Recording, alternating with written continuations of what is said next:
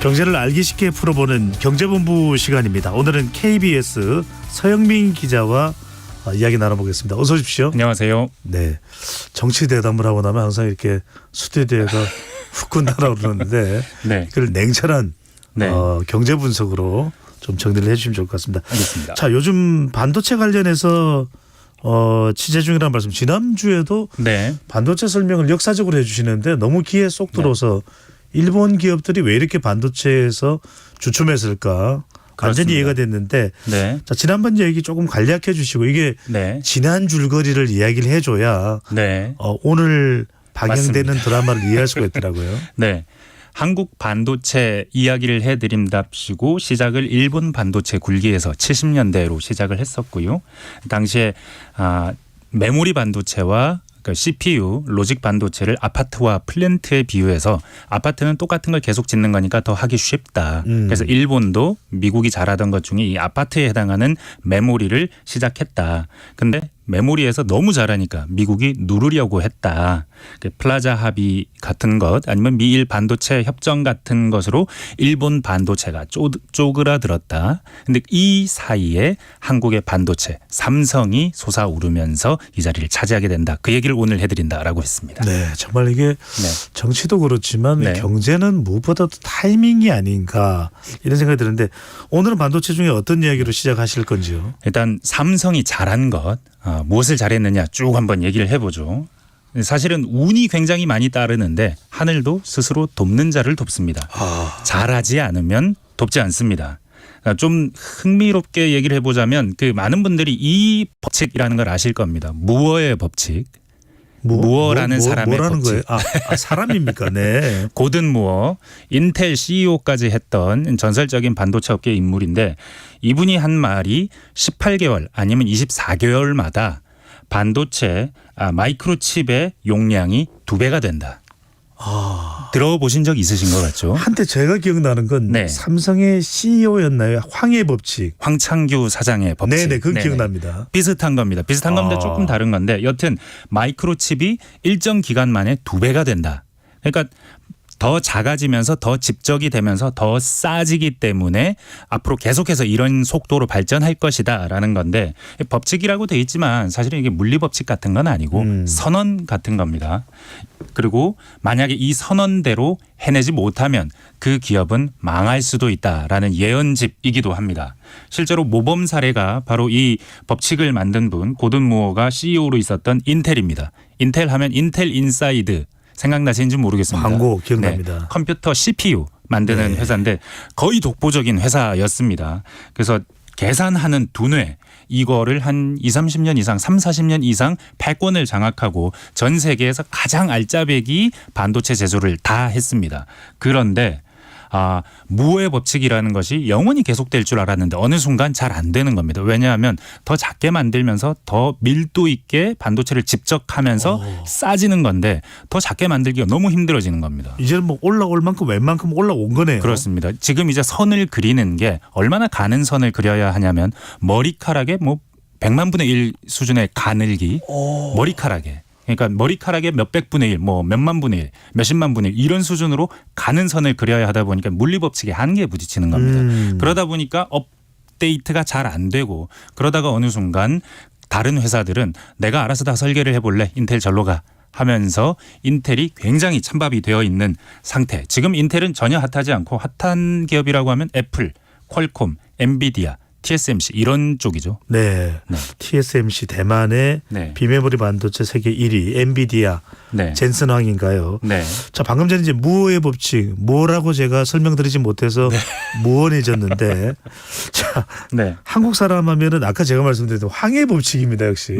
어떤 내용입니까? 이거? 우리는 삼성 얘기를 해야겠죠. 당연히. 삼성의 빛나는 시절.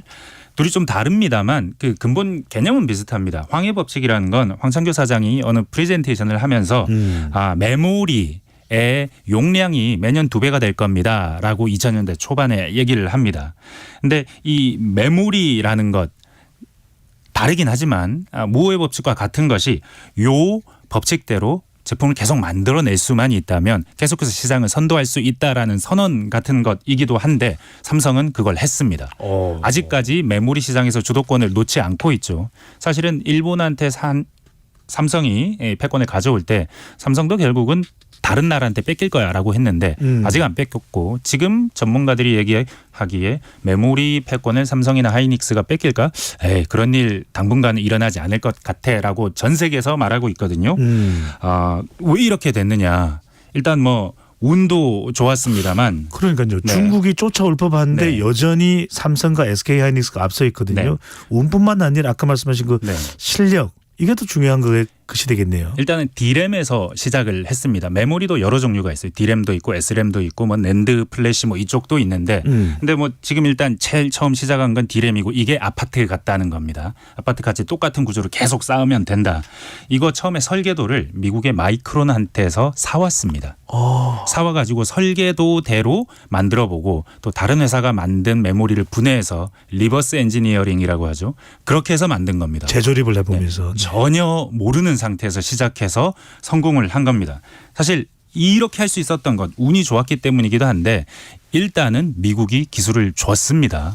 설계도를 줬습니다. 어지간하면 안 줄 설계도인데 근데 당시에 미국은 일본한테 메모리 주도권을 뺏겨버려 가지고 어차피 이거 뭐 버린 기술인데 하는 그런 종류의 생각도 있었고 마이크론은 투자를 하기 위해서 돈이 필요했고 그래서 돈을 받으려고 설계도만 줬습니다. 근데 삼성이 바로 만들어버리니까 마이크론에서 후속 기술 전수를 안 해줍니다. 그런 에피소드가 막 등장합니다. 놀래가지고. 깜짝 놀랐겠네요. 네.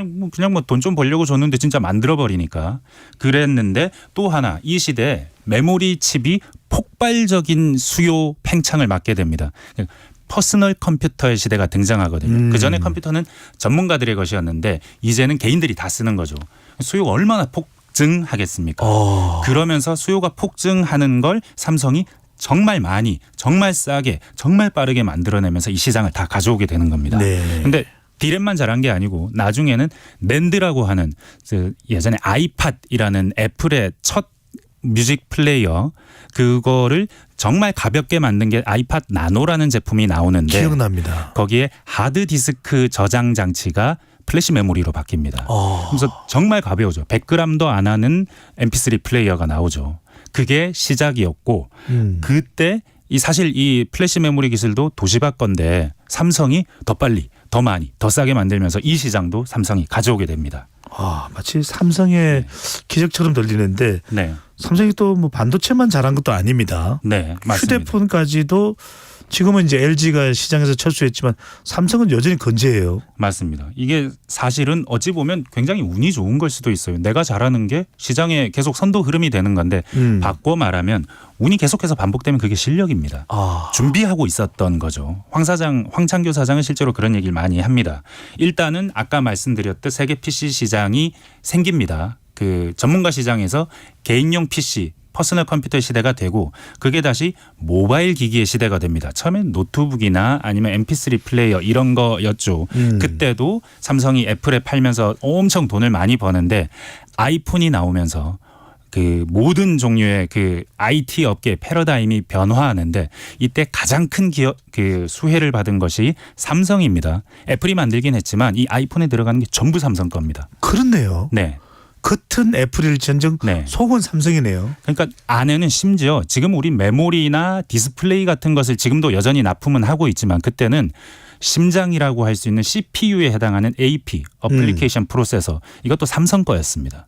그러니까 파운드리도 아니고 삼성이 만든 제품을 애플이 그대로 아이폰 1, 2 같은 데는 받아다가 썼습니다. 네. 그러다가 나중에는 애플이 설계는 내가 할 테니 니네가 만들어만 줘. 파운드리를 삼성이 했고 여튼 이렇게 되면서 아까도 말씀드렸지만 D램 그리고 플래시 메모리 그리고 하드디스크도 다 SSD라고 불리는 삼성이 1등하는 요 시장 제품으로 다 바뀝니다. 그리고 아이폰이 나오면서 온갖 부품 애플이 전 세계를 휩쓰는데 사실은 부품 경쟁력이 있는 삼성이 다 납품하면서 그 모든 이윤을 다 가져오게 됩니다. 정말 놀라운 말씀이네요. 애플을 뜯어보면 안에는 삼성이 있다. 그런데 영원한 1등은 없는 거 아니겠습니까? 사람들이 항상 궁금한 건 과연 이런 성공의 역사를 썼다는 것도 참 대단한데 한편으로는 과연 계속 1등이 될까 이런 생각에 대한 두려움 걱정, 우려도 있을 텐데요. 일단은 1등하는 거 하나만 더 얘기하고 갈게요. 아, 네네. 스마트폰.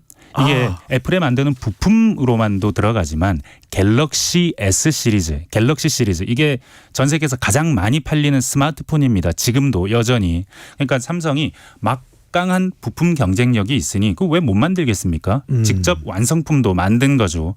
그 만든 게 안드로이드의 운영 체제를 단 갤럭시고 이게 세계 1등을 하죠. 네. 그러니까 앞에도 말씀드렸지만 메모리 그리고 각종 스마트폰 부품 거기에다가 스마트폰을 직접 만드니까 삼성이 한 90년대 한 중반 이후부터 한 2010년대 중초반까지는 끝없는 성장을 합니다. 사실 이때 세계 경제 위기가 많아요. 닷컴 버블도 오고 네. 2008년 금융 위기도 오는데 삼성은 끝없이 성장을 합니다. 그러니까 쉬지 않고 매출이 계속 올라요. 그러니까 98년에 25조였는데 4년 뒤에는 2배가 넘고요.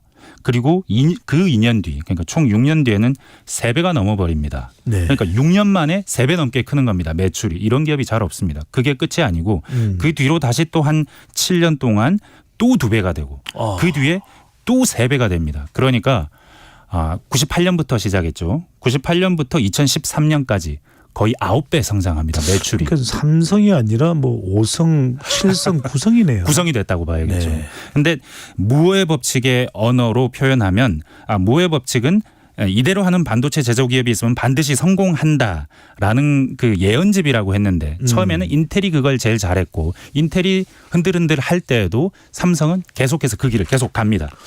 워낙 성공적인 이야기만 네. 해주셔서 그럼 실현기도 있지 않았을까요? 실현기는 없었나요? 네. 이게 참 조심스럽습니다. 힘들었던 점. 네. 네. 현재 상태 보이는 대로 말씀을 드리는 거긴 하지만 미래는 모르는 거니까 조심스러운 건데 삼성이 2013년까지 고속 성장을 했다고 했는데 2013년 매출이 228조입니다. 연결 기준으로. 그런데 지난해 실적이 이번 주 발표됐거든요. 이게 얼마인지 아십니까? 258조입니다. 10% 성장을 못합니다. 지금 한 10년 동안 매출이 10%도 성장을 못한 겁니다. 사실 중간에 한 300조가 되던 때가 있긴 했습니다. 300조 네. 매출을 돌파했다. 그때를 기준으로 해도 한 40%밖에 성장 못합니다. 그전 15년 동안 7배, 8배 성장하던 회사인데 정체기에 있는 것은 분명합니다. 영업이익으로 봐도 그렇고요.